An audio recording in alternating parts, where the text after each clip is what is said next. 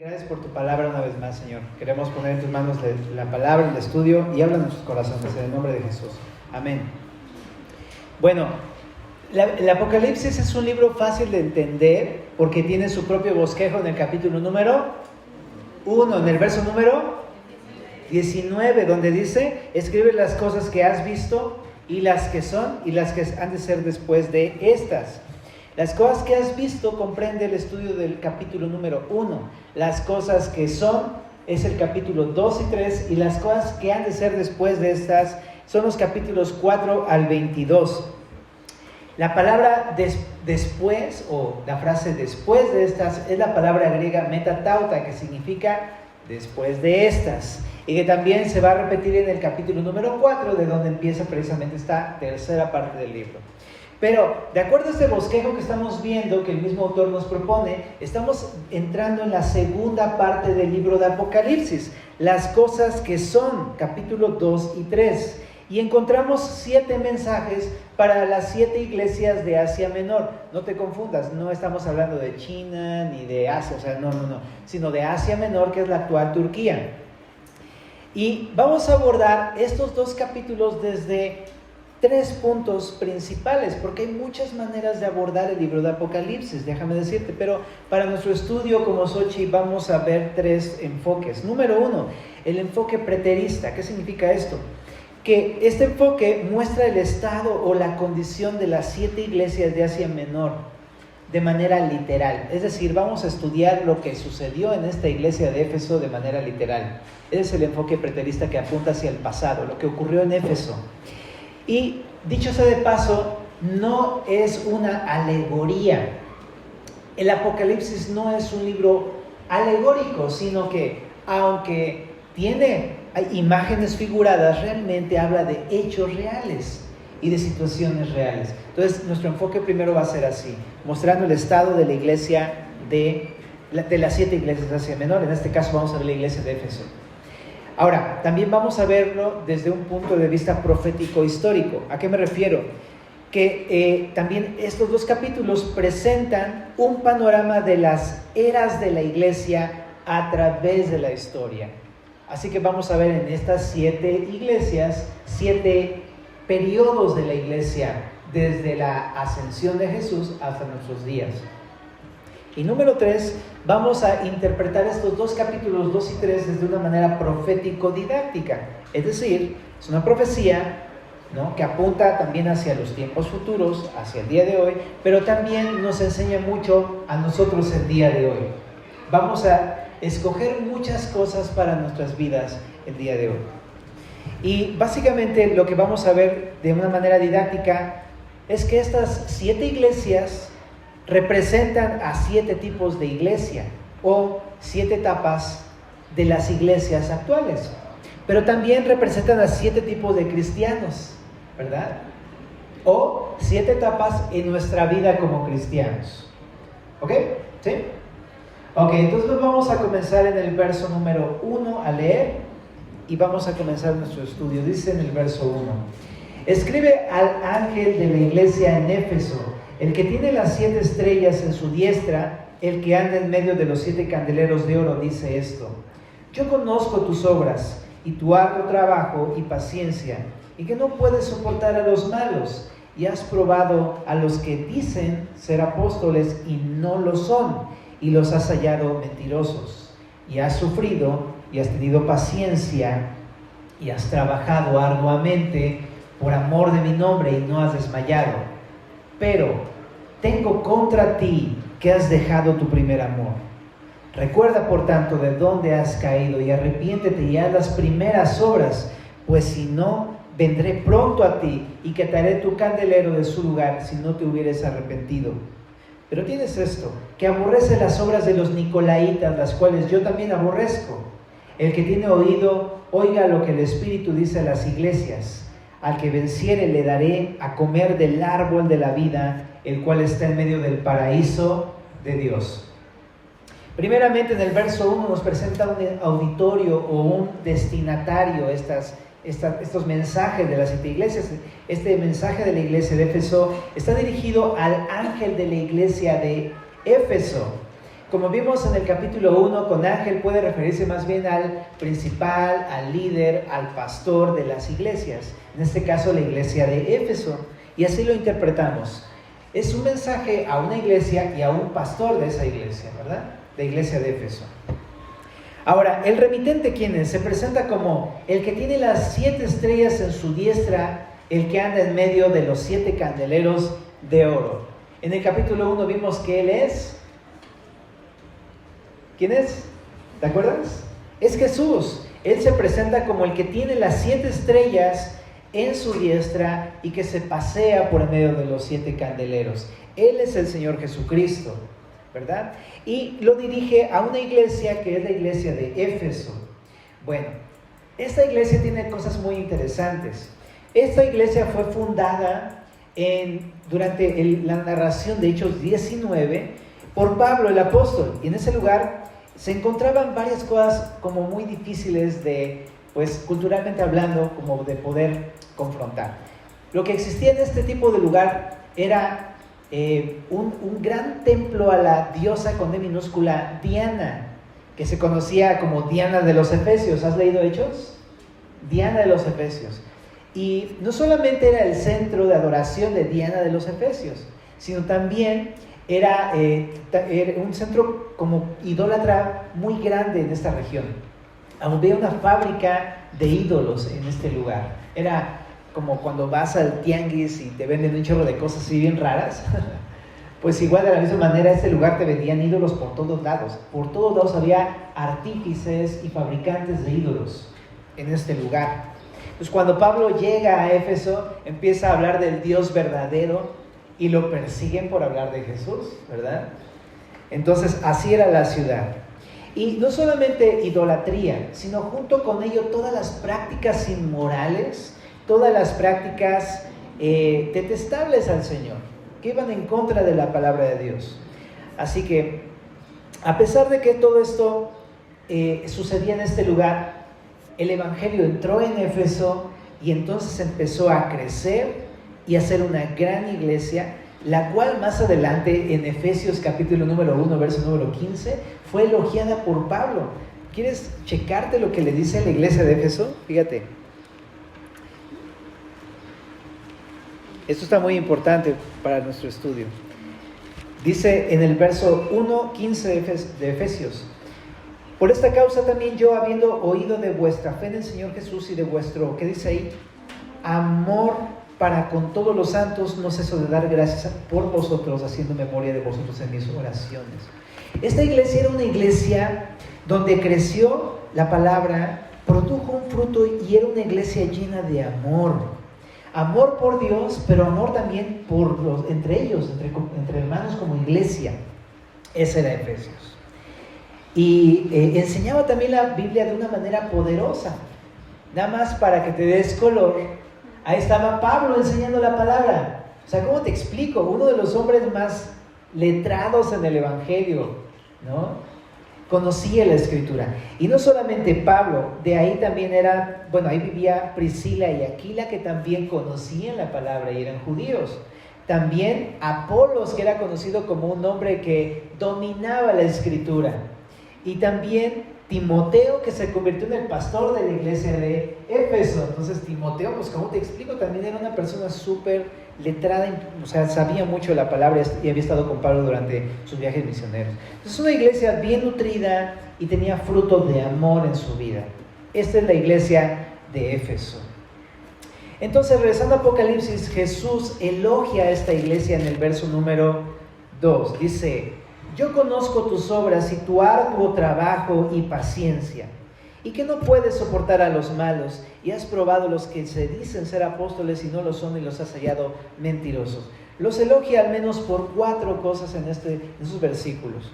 Primeramente les dice: yo conozco tus obras, tu arduo trabajo y paciencia. Estos 3 primeros puntos hablan del arduo trabajo de los efesios. Es decir, Dios conocía todo el trabajo que habían hecho por el Evangelio. Predicaban el Evangelio, se esforzaban por dar testimonio. Yo me imagino que estaban en una iglesia donde servían, se desvivían por los hermanos. Así eran ellos, servían, predicaban y demás. Y nunca se rendían. Es decir, ahí dice: eran pacientes, nunca se rendían en estas tareas. Pero había otra cosa por lo que Jesús los elogió. Dice, no puedes soportar a los malos. Ahora, esta frase está muy interesante, porque de entrada, yo cuando lo estaba leyendo primero decía, habla de los que no son creyentes, ¿verdad? Porque uno piensa de una persona mala, el que no es cristiano, ¿no? En cierta manera pudo haber sido de esa forma, porque es cierto que ellos habían lidiado con la cultura que estaba permeando ahí en Éfeso, ¿no? Y más que se estaba tratando de meter a la iglesia, estaban ellos evitando que esas cosas entraran. Entonces sí, en cierta manera no podían soportar a los malos que no conocían al Señor. No estoy diciendo que los cristianos sean buenos, para nada, ¿verdad que no? Todos somos pecadores, ¿verdad? Pero aquí se refiere a una persona que probablemente no era creyente o que no había sido justificada por el Señor. Pero cuando estoy leyendo otras versiones, esta frase de no soportas a los malos no se refiere a los incrédulos, se refiere a los integrantes de la misma iglesia de Éfeso. ¿Qué significa esto? Que como iglesia ellos mostraban una firme resistencia al pecado, ante el pecado, como iglesia. En otras palabras, no toleraban el pecado dentro de la iglesia. Su estándar moral, espiritual era muy alto. No toleraban que sucedieran cosas en la iglesia. No eran permisivos. Luego que sucedía algo, iban y lo abordaban y hablaban, pero no permitían el pecado, lo cual hubiera producido un muy mal testimonio a los demás, pero también una corrupción. Es como cuando le das chance un poquito al pecado en tu vida, entra por completo y se aloja en tu vida. Si hubiera el pecado de inmoralidad y de idolatría, fácilmente hubiera entrado a la iglesia si no hubiera sido por la resistencia firme de estos hermanos, ¿verdad? Esta es la iglesia de Éfeso y le elogia a Jesús. Tercer punto, Jesús los elogia por su celo por la verdad y por la doctrina. Le dice, ustedes han probado los que se dicen apóstoles y no lo son y los han hallado mentirosos. Precisamente, ellos estaban examinando las pretensiones de los que decían ser apóstoles, los escuchaban, los analizaban, pero los habían desenmascarado y habían hecho evidente quiénes eran verdaderos y quiénes no eran verdaderos apóstoles. Este es un trabajo arduo también de la iglesia. Y también Jesús los elogia por una cuarta cosa, porque dice ahí en el verso número 3, has sufrido, has tenido paciencia y has trabajado arduamente por amor de mi nombre y no has desmayado. Eso significa que se habían mantenido firmes en la tribulación. Como tú sabes, en esta época de la historia de las iglesias, de esta parte, era una época de mucha persecución, ¿no? Todo comenzó desde el apedreamiento de Esteban, y luego la persecución más adelante de los discípulos, y luego también después la persecución con Nerón, y en esta época estamos situados probablemente en la época de Domiciano, este emperador que se exigía la adoración a él mismo como Dios. Entonces había claramente una oposición contra el cristiano que decía, yo no voy a adorar al César, yo voy a adorar a Jesús. Entonces ellos se mantuvieron firmes ante esas persecuciones. Y dice ahí, ha sufrido. No es una cosa que no hayan pasado los efesios. Habían sufrido y habían soportado esos sufrimientos con paciencia. También habían soportado todas estas cosas y se mantenían firmes. Habían soportado el maltrato. Y por último dice ahí, y no han desmayado. Es decir, no se han desanimado o no se han dejado por vencidos. Ellos no habían dejado de obedecer a Jesús a pesar de todas estas circunstancias tan complicadas. Pero en el verso 4 hay algo que cambia todo el tono de la narración, porque los elogia a Jesús, ¿no? Esto está bien, esto está bien, esto está bien, pero de pronto les dice algo que no está tan bien. Les dice, pero. Ya de entrada cuando te ponen un pero, sabes que algo no está bien. A lo mejor como iglesia, los efesios se veían una iglesia muy ordenada, muy plena, muy como floreciente, ¿sabes? Una iglesia muy fructífera por fuera. Pero Jesús conocía algo que estaba pasando ahí adentro en sus corazones. Cuando hablamos de esta palabra pero creo que nos hace entender que las cosas buenas que habían hecho como iglesia no nos estaban justificando de lo malo que también estaban haciendo como iglesia. Y Jesús tiene en contra de ellos algo. Ahora solamente quiero detenerme para darte un punto. De repente uno podría justificarse muy fácilmente. Pero si yo hago esto bien, ¿no? Sí, también tengo esto, pero hago esto bien, y esto bien, y esto bien. Como si uno pensara que eso bien que uno hace justificara lo malo que uno hace. De hecho, hasta luego nos dan palmaditas así, ¿no? Que llegas con alguien y dices, es que hice esto, no, me siento bien mal, y te dicen, no te preocupes, mira, también has hecho esto bien, y tú, sí, ¿verdad? Y dices, ok, bueno, entonces no hay problema. Pero no, realmente sí hay problema, porque aunque hayamos hecho cosas buenas, no justifican las malas acciones que cometemos. Así es que no nos excusemos si hacemos cosas malas con cosas buenas que hacemos, ¿ok? Pero les dice Jesús, ¿cuál es el problema? Tengo contra ti que has dejado tu primer amor. La traducción al lenguaje actual lo dice, ya no me amas tanto como me amabas cuando te hiciste cristiano. La palabra de Dios para todos dice, has dejado a un lado el amor que tenías al comienzo. ¡Wow! ¡Qué fuerte frase le está diciendo Jesús a esta iglesia! ¿Estás de acuerdo? Ahorita por eso leímos Efesios 1:5. ¿Qué nos había elogiado Pablo? Su amor que tenían por Dios, pero también entre ellos era evidente, tanto que había llegado a los oídos de Pablo, y este amor había terminado. Habían dejado ese amor por los hermanos y habían dejado ese amor por Dios. Ahora, para entender mejor esto, qué tipo de amor o a qué se refiere con primer amor, vamos a ahondar un poco en el asunto. La palabra amor es la palabra agapi en griego, que significa el amor de Dios. Y de hecho esto lo encontramos en un pasaje muy importante conocido como la Shema, en Marcos capítulo número 12, verso número 29, que seguramente te conoces. Vamos a Marcos 12, 29, donde dice, el primer mandamiento de todos es, ¿cómo dice? Oye Israel, el Señor nuestro Dios, el Señor uno es. ¿Y qué dice? Y amarás, agapi, agapao, bueno, es la palabra en forma de verbo en esta parte, pero es la misma palabra. Amarás al Señor tu Dios con todo tu corazón y con toda tu alma y con toda tu mente y con todas tus fuerzas. Este es el principal mandamiento. Entonces, cuando Jesús confronta a la iglesia de Éfeso y le dicen, ya no me agapao como me agapabas al principio, está diciendo ya no me amas a mí. Está refiriéndose a su persona, Dios hablando a ellos. Ya no aman a Dios como lo amaban al principio. Ojo, no dice que no lo amaban, nada más que no lo amaban como al principio. Es eso, amar a Dios con todo su corazón, con toda su alma, con toda su mente y con toda su fuerza. Habla de, pues con todo tu ser, en pocas palabras, con tus emociones, con tus decisiones, con tu mente, con tu voluntad, con tus afectos. Habla todo lo que involucra el ser humano. Pero esta iglesia había dejado de amar al Señor, su Dios. Pero chécate el verso número 31, ahí en Marcos 12, dice, y el segundo es semejante, amarás a tu prójimo como a ti mismo. No hay otro mandamiento mayor que estos. Me encanta porque dice, no hay otro mandamiento en singular, no en plural.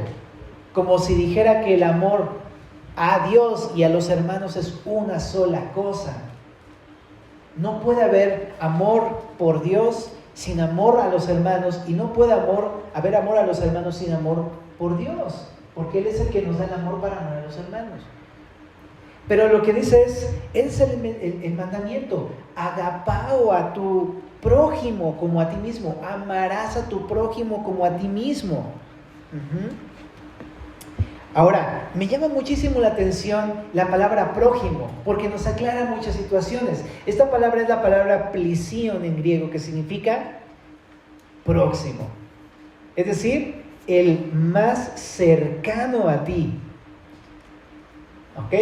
Entonces, como iglesia de Éfeso, tenían a personas cercanas. Cada uno de ellos como iglesia tenían familiares, amigos. Pero también esta palabra se refiere a los hermanos de la iglesia, entre ellos.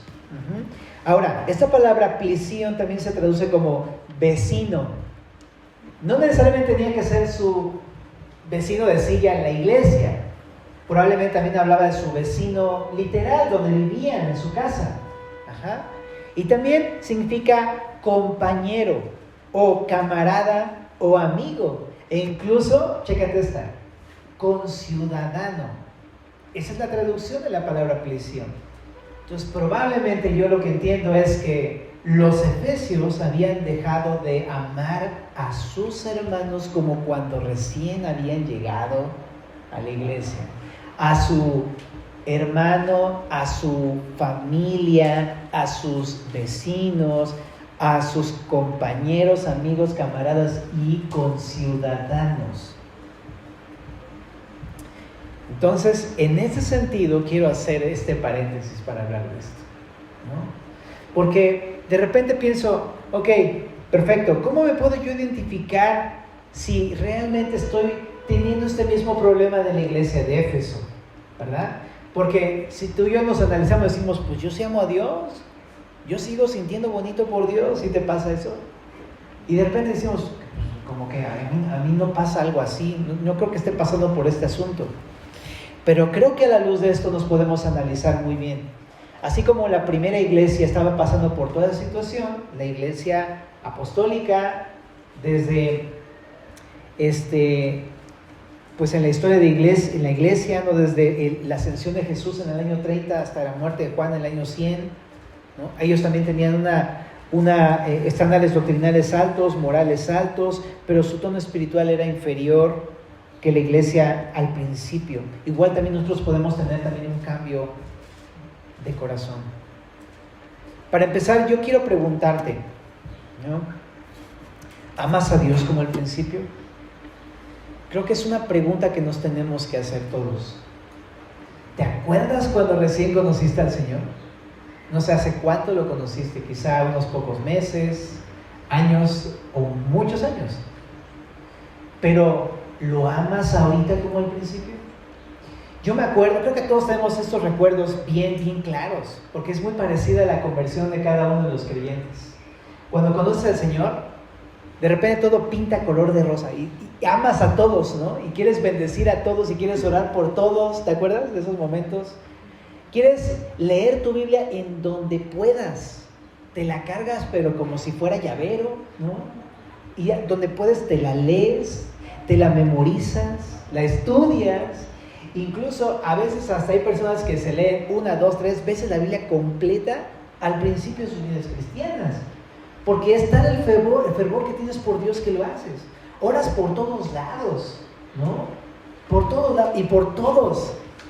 Incluso eso, tienes una devoción por Dios muy grande, haces cosas bien alocadas por el Señor. Hay un libro que se llama Loco Amor, que está muy padre también, pero habla mucho de esas formas, expresiones en cómo amábamos al Señor. Nos hacíamos loqueras, no sé si te ha pasado, ¿no? De repente agarrabas un día y decías, hoy me voy a ir a ayunar y me voy a ir a orar, y te ibas toda la mañana, ¿no? O sea, allá a Viveros, o no sé, aquí a Cuemán, entonces, ¿no? Y de repente hacías otras cosas, por ejemplo, no dejabas de hablar de Cristo, predicabas a Cristo a todo el que se te pusiera enfrente, ¿no? Te escuchara o no, y te hicieran cara bonita o no, y tú decías, no pasa nada, le predico una y otra vez, me hizo feo, no importa, que Dios te bendiga, y tenías un corazón así bien entregado y fervoroso.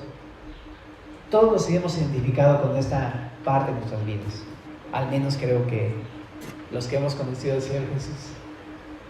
Pero lo que enseña este pasaje es, pero ¿será que el Señor te está preguntando o te está diciendo, ya no me amas como al principio? El amor, si no lo cultivamos en nuestra vida, tiende a menguar, siempre. Y puede ser que estemos pasando esto, pero ¿cómo puede ser más evidente si estoy fallando en esto? Porque a lo mejor pues yo sigo sintiendo un amor, un fervor en mi corazón. Ok, pero el amor no solamente es un sentimiento en la Biblia, es una decisión y es una forma de vivir.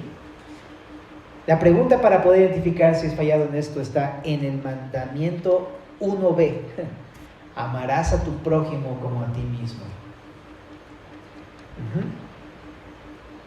O sea, mi pregunta es, ¿amas a tu prójimo como lo amaste cuando recién habías creído en el Señor Jesucristo? ¿Quién es mi prójimo, Josué? ¿Vives en una familia? ¿Quién es tu esposa o tu esposo? ¿Lo amas o la amas como cuando recibiste a Cristo? ¿O a tus hijos? ¿O a tus padres? ¿Los amas como cuando recién recibiste a Cristo, que mostrabas estos frutos? O a lo mejor no es con tu mera familia, a lo mejor es con alguien muy cercano, un hermano dentro de la iglesia.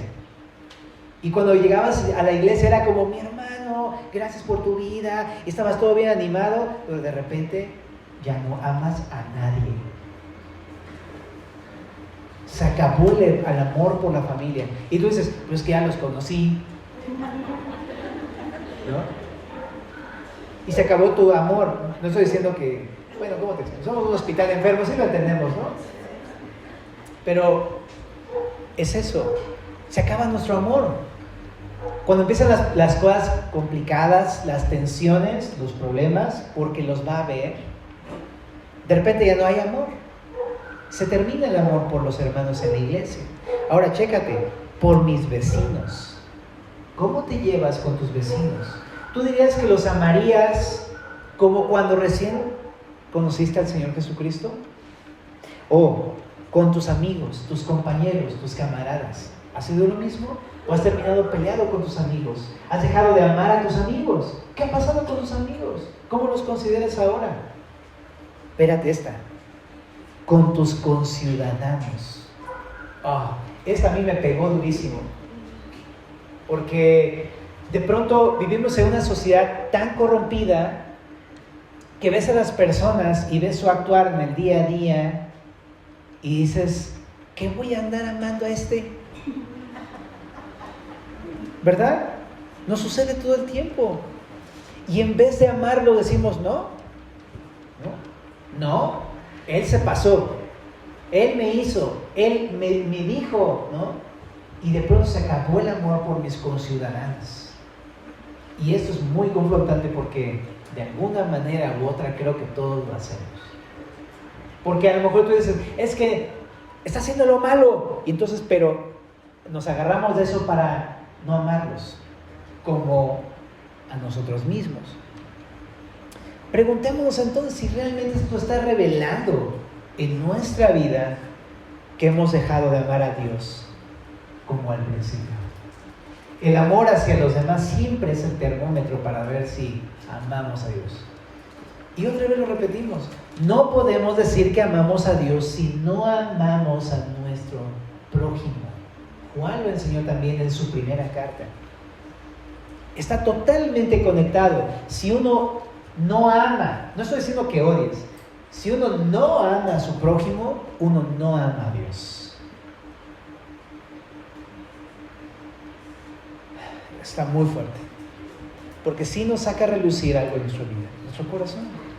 Y uno puede decir, pues si yo amo a Dios, pregúntale a tu esposa si la amas. ¿Se siente amada? ¿Se sienten amados tus hijos? ¿Se siente amado tu vecino? ¿Se sienten amados tus amigos? ¿Se sienten amados tus conciudadanos cuando están contigo? Todos hemos fallado, ¿estamos de acuerdo? Ahora, dice Juan capítulo número 13, verso 34 y 35. Jesús le sube 3 rayitas al calor. Porque dice en Juan 13, 34, un mandamiento nuevo les doy, que os améis unos a otros, pero dice, como yo los he amado. No está diciendo, como te amas a ti mismo, dice, como yo los he amado. Y esto lo pone todavía más intenso porque dice, es como yo. O sea, ¿los has amado como yo los amo? Creo que todos tenemos que ponernos a cuentas con el Señor en esta mañana respecto de eso. No solo como a mí mismo, sino como Jesús. ¿Y cómo es el amor de Jesús? ¿Cómo ama Jesús? En 1 Corintios 13, ahí dice cómo es el amor del Señor Jesús. Dice en el verso número 1 y 2, ¿verdad? Si yo hablase lenguas humanas y angélicas y no tengo amor, vengo a ser como metal que resuena o címbalo que retiñe. Si tuviese profecía, entendiese todos los misterios y toda ciencia, si tuviese toda la fe, de tal manera que trasladase los montes y no tengo amor, agapi, nada soy. Y si repartiese todos mis bienes para dar de comer a los pobres y si entregase mi cuerpo para ser quemado y no tengo amor, de nada me sirve, ¿verdad? Dice aquí, o sea, es el amor de Jesús, ¿verdad? Y dice en el verso 4, el amor entonces es sufrido. Es decir, prefiere sufrir el agravio, prefiere aguantar la vara, prefiere aguantar la indiferencia, la grosería, el insulto. Empieza a aguantar eso. Es sufrido. ¿Qué más? Es benigno. Es decir, piensa bien de los demás. Dice, el amor no tiene envidia. De repente, ¿cómo noto que tengo envidia cuando no quiero elogiar a otro? ¿No? Porque no le voy a aplaudir para que no sea que se le suba. Pero la realidad es que lo que esconde eso detrás es una envidia. El amor no es jactancioso, no está buscando su propia exaltación, su propio aplauso, su elogio personal. ¿Te ha pasado? Tú dices, no, pues ¿qué tiene de malo decir que soy una buena persona? ¿No? Ajá, sí, pero pregúntale a los que te rodean, ¿cuánto daño hace el ser jactancioso? ¿Te has encontrado a alguien sumamente jactancioso que se cree el mejor cristiano, el más obediente, el más moral, el más correcto? ¿Te has sentido cómo se siente eso? ¿Cómo se siente? ¿No te sientes como una cucaracha aplastada? ¿Te ha pasado eso? ¿Qué dices? Este cuate es perfectilio. Soy una rata, como ese Heriberto, ¿no? Soy una rata, brother, ¿no? Pero bien hecha y derecha. Y no es que déjame decirlo espiritualmente hablando, no es que no seamos pecadores, ¿verdad? Lo somos, pero la jactancia humilla a otros, no es amor. No es amor, porque estás poniendo un estándar tan alto, nadie lo alcanza. Es más, ni siquiera uno mismo lo alcanza, nada más que uno se cree lo que uno no es. El amor, la jactancia no es amor. Pero por eso dice aquí, el amor no es jactancioso, sino que es humilde. Ve a los demás como superiores a sí mismo. Y también dice aquí, no se envanece, que tiene que ver con igual, lo mismo, orgullo. No hace nada indebido, no busca lo suyo, no se irrita. Híjole, creo que aquí es donde también luego nos cuesta, ¿verdad? Porque cuando dicen una, dices, ok, va, 2, oye, ya, 3, oye, párale, ¿no? En la cuarta, bueno, ya, perdóname, ¿no? O no sé cómo se le dice. Pero la cosa es que dice aquí, no se irrita. Dice, no guarda rencor. ¿Cuántos años quizás has pasado como cristiano guardando este mismo asunto en tu corazón y no lo has perdonado? ¿No? Dice, no se goza de la injusticia, mas se goza de la verdad. Todo lo sufre, todo lo cree, todo lo espera, todo lo soporta. El amor nunca deja de ser. O sea, ama incondicionalmente, en cualquier situación, para siempre. Es una decisión que ha tomado la persona. Ese es el amor que Dios quiere que amemos a nuestro prójimo, a nuestra esposa, esposo, hijos, padres, hermanos, vecinos, compañeros, camaradas, hermanos en la iglesia, conciudadanos de la Ciudad de México. Que el Señor nos llene de su Espíritu, ¿verdad? Porque es un fruto del Espíritu. Lo vamos a estar estudiando en Gálatas 5:22 en la temporada, pero todos sabemos el versículo. El fruto del Espíritu es amor, ¿verdad? Que se manifiesta a través de sus varios sabores y colores. Pero es amor, agapao, ágape, ¿no? Así que de esa es la manera que podemos analizar, ¿realmente estoy amando como el Señor? ¿Como al principio lo hacía? Quizá no. Ahora en Primera de Juan, capítulo número 3, verso 18.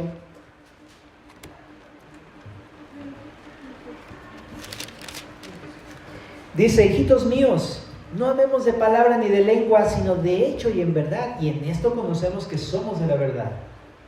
Básicamente lo que dice es, si uno ama, uno está testificando que uno es de la verdad. Pero también dice, pero hagámoslo de hecho y en verdad. Porque cuando es, hermanito, te amo, mi brother.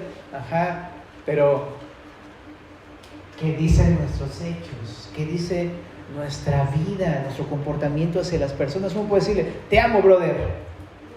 Te amo, pero te amo, ¿eh? Ajá.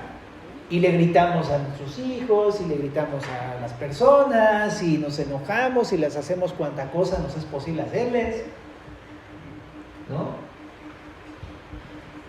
Exactamente. Entonces, por eso aquí, bien claro, el amor es un estilo de vida, es una cosa práctica. Entonces, es eso. Analicémonos. Híjole, y después de esto todos así ya bien apachurados, ¿no?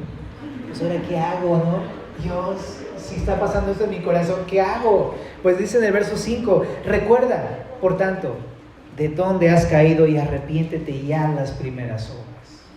Nos da el Señor 3 instrucciones. Número 1 dice, recuerda, ¿no?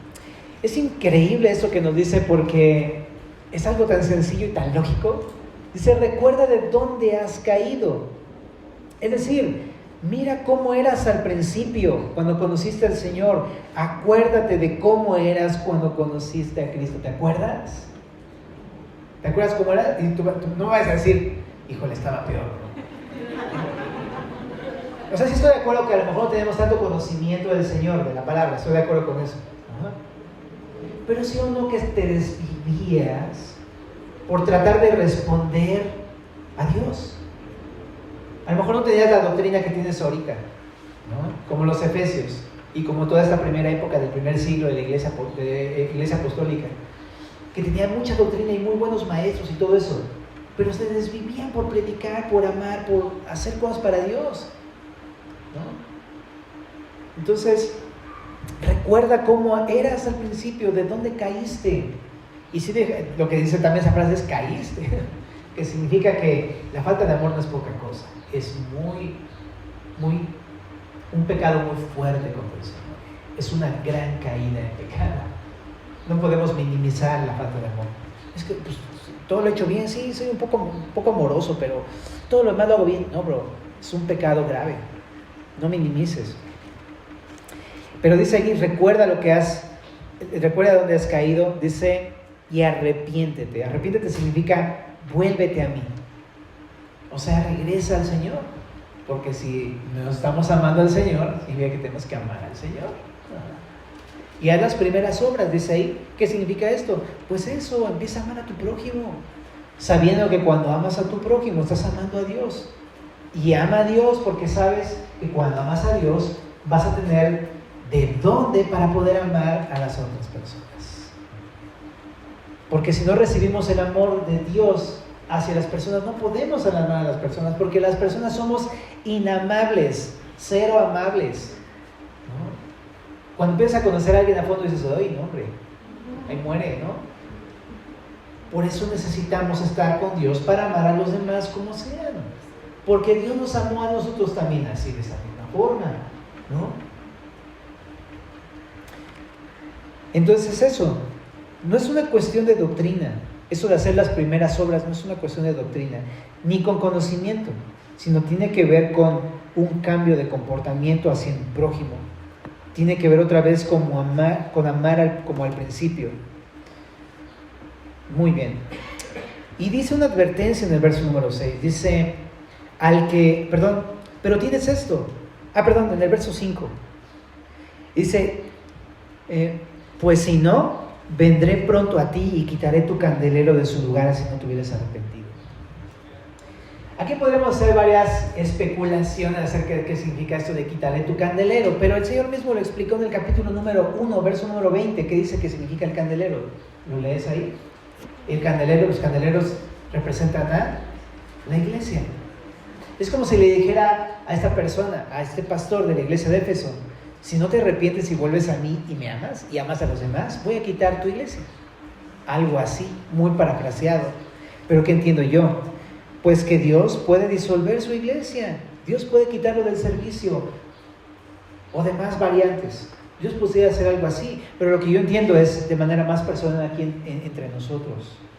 Dios puede quitar todo lo que estorbe en mi vida para que yo lo ame otra vez y a los demás. Si la iglesia es un estorbo para que tú ames a tu prójimo y ames a Dios, puede ser que lo quite. Y no fue un error, no se le pasó a Dios. Híjole, no es que el pastor lo hizo mal todo en la iglesia y por eso pasó eso, no. Es que era un estorbo para tu relación con el Señor.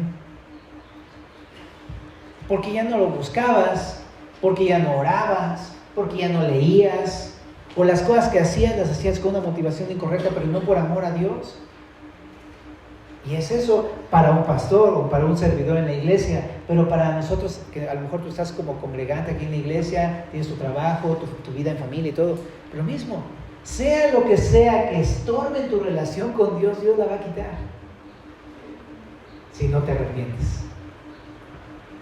Y puede ser eso, una mala amistad, puede ser una mala práctica, cualquier cosa, aunque sea algo muy bueno, un muy buen servicio que a lo mejor tú estés ofreciendo a tu comunidad, lo que sea que hagas, aunque sea muy bueno, Dios lo puede quitar si es un estorbo para tu vida. Y en el verso 6 dice: pero tienes esto, que aborrece las obras de los nicolaítas, las cuales yo también aborrezco. Bueno, está interesante, las obras de los nicolaítas. Bueno, en este caso lo que expresa este versículo es que amar a Dios y a los demás no significa comenzar a aceptar cosas que Dios aborrece. Porque de repente uno podría caer en este mismo caso de los Efesios, decir: ay, ok, pues ya voy a amar a Dios y voy a amar a las personas, pero uno podría caer en el mal extremo de decir: entonces le voy a consentir lo que sea. Entonces, no importa si está en pecado, no le voy a decir nada porque pues lo amo. No, ese no es el amor de Dios tampoco. Porque el amor de Dios también es con verdad, no va separado de la verdad tampoco. Entonces no significa que la iglesia de Éfeso tenía que amar y entonces consentir la inmoralidad y la idolatría y todos los demás pecados en la iglesia, no es así. Y tampoco nosotros. Amar es amar a Dios y a los demás, pero cuando los amo, muchas veces voy a tener que hablar con verdad, por amor a ellos. Y si tú tienes familia, a lo mejor es eso, que ves que está en pecado, es cristiana, no podemos consentirnos el pecado unos con otros, tenemos que ir a platicarlo por amor. Tenemos que ir a hablar con las personas cuando se necesite hablar con mis hermanos y con mi familia y con mis amigos. Porque Dios obra las obras de los nicolaítas. Esto de las obras de los nicolaítas, pues los nicolaítas eran una secta que enseñaba que la libertad espiritual les permitía practicar la idolatría y la inmoralidad. Probablemente eran los baalamitas, que vamos a ver más adelante en el verso 14, los que siguen el ejemplo de Balaam, que enseñaban a inducir a otros a seguir sus propios deseos pecaminosos. Pero es eso, ¿no? El amar no significa que tú puedas consentir el pecado o inducir a otros en pecado o invitar a otros al pecado. No se puede. O solapar o lo que sea, como se diga. Tenemos que amar, pero tenemos que mantenernos aborreciendo lo que Dios aborrece, el pecado como tal, en todas sus expresiones. Ahora, dice, no dice aborrece a los nicolaítas, dice aborrece las obras de los nicolaítas. Lo que yo entiendo es algo muy simple que entendemos en la Biblia. No es que Dios nos esté diciendo: ama a las personas, ama a Dios, pero aborrécelos también, porque sería una contradicción de entrada. Aquí lo que dice es más bien aborrece sus obras. Y sí, a lo mejor yo puedo ver en el mundo personas que dicen: ok, está mal, está en pecado, y no voy a compartir eso, ese pecado que está cometiendo, esa mentira, esa tranza, mala manera de actuar. No la comparto, no la acepto, la aborrezco. Pero a mi brother, Dios lo quiere rescatar. Y yo puedo amar a esa persona, ¿no? No consentir lo malo que hace, pero sí amar a la persona, al individuo. Porque el problema no es el individuo, o sea, está cometiendo eso, pero el problema es el pecado que lo está afectando. Entonces, tengo que aborrecer su pecado. Y generalmente lo que me va a poner a hacer es a orar por el pecado de mi hermano, Señor. Que confróntalo, que se dé cuenta que lo va a llevar a la muerte, que él pueda recapacitar de su pecado. Si no, de otra manera no hubiéramos nadie aquí en la iglesia, ¿no? No aceptaremos a nadie aquí en la iglesia porque pues todos pecamos. Es como, pues entonces no puedo ir.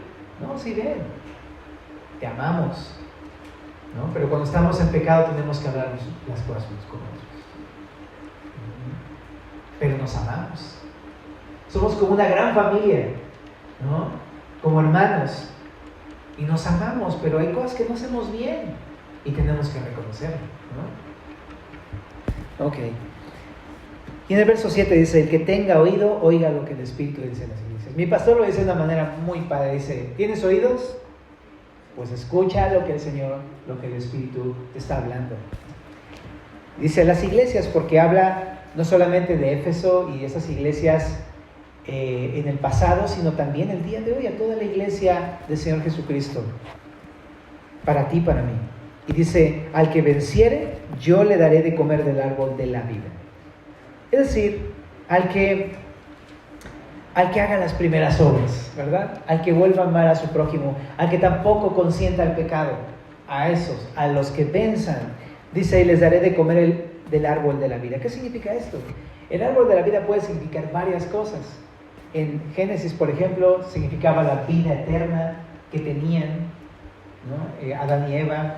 También significaba la comunión que tenían con Dios. En Ezequiel 47 habla del árbol de la vida como un agente de curación.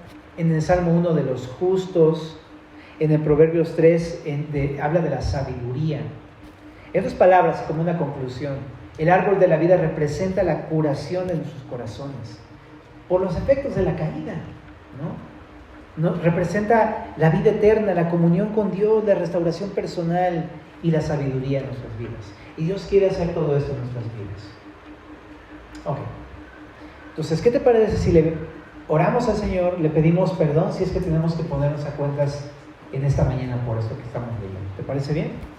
Señor Jesucristo, gracias porque nos hablas a través de tu palabra, a través de este pasaje de Éfeso.